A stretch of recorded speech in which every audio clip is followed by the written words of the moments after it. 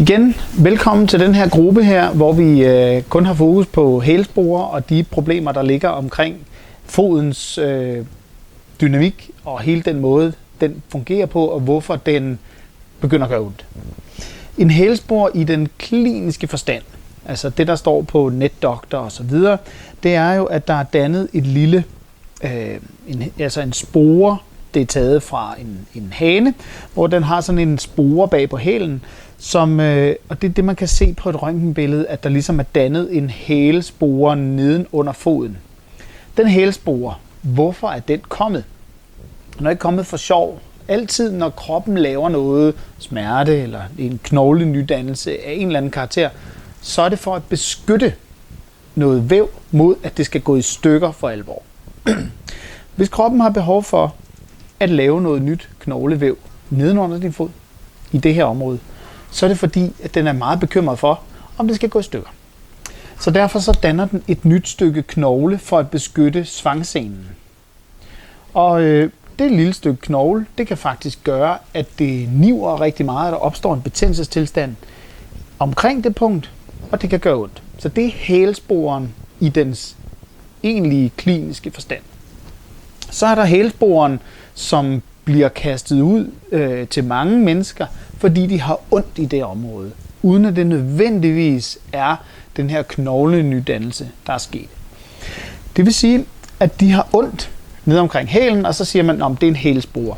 Så går man ind og læser på NetDoctor eller andre steder, hælspore, hvad er det for noget? Og så begynder hjernen også at stikke lidt af med en, og man begynder at analysere på, hvorfor det gør ondt.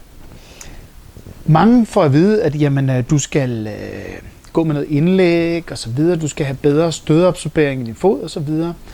Ja, det kan godt være en rar løsning, men er ikke en holdbar løsning umiddelbart i det lange løb. Så det var hælsporen. Så er der plantaris fasciitis. Det vil sige, at der kommer betændelsestilstand i din svangscene. Det er også en meget plausibel årsag, men igen, hvorfor opstår der betændelse? Det gør der, når noget er overbelastet og irriteret over for lang tid. Hele det her univers, jeg bevæger mig ind i nu her, og I bevæger jer ind i forhåbentlig, det handler om, hvordan kan vi aflaste den her fod, så den ikke behøver at komme med smerter.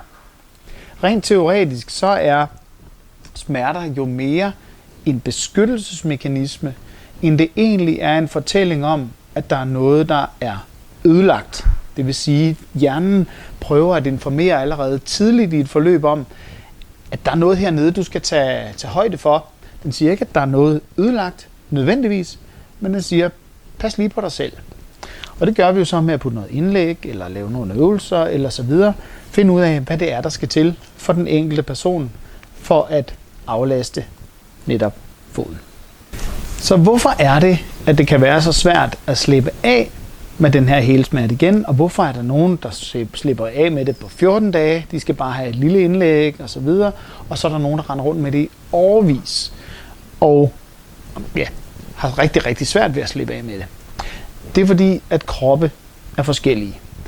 Alle kroppe har været udsat for hver deres ting igennem livet, som vi må tage højde for i behandlingen og i analysen af, hvorfor man egentlig får ondt i den her fod. Fordi foden, den rammer jo jorden, hver gang man tager et skridt. Det vil sige, at den er udsat for et load, og det kan den godt klare, men hvis den skal bære alt for meget load, så begynder den at brokke sig og gå i betændelse og fortæller, jeg er ikke okay. Så når vi arbejder, eller specielt når jeg arbejder med hælsporer, så arbejder jeg primært med at øge mobiliteten ned omkring foden, altså være sikker på, at alle de her små led, der sidder herinde, at de kan bevæge sig så godt, som de nu skal kunne, for at vi har en god fodervikling. Fordi uden optimal fodervikling, så bliver det rigtig svært for fodens muskler at gøre det, de skal. Og så igen, så kan der opstå overbelastninger og smerter, irritationer.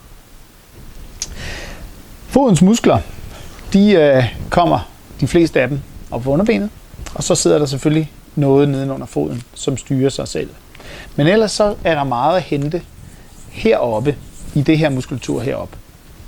Så den første lille test, jeg vil sætte jer igennem her på den første video, det er faktisk at finde et punkt, der sidder, hvis man har knæet heroppe, så imellem de to knogler her, der sidder der her i det her område, der sidder der en muskel, der hedder tibialis anterior.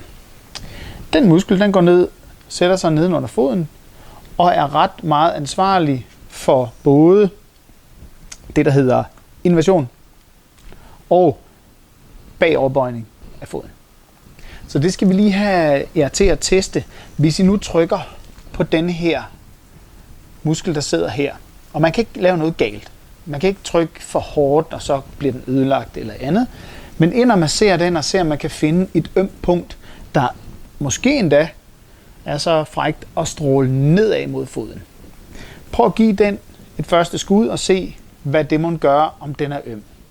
I må meget gerne skrive tilbage på den her video her med noget feedback på, hvad gør den ved jer, fordi det er meget individuelt, hvad det er, de enkelte personer skal igennem. Den her ser jeg ofte, og jeg siger ofte, ikke altid, som en del af problematikken om, hvorfor man får ondt nedenunder foden. Lad os lige starte der, og vi snakkes ved igen.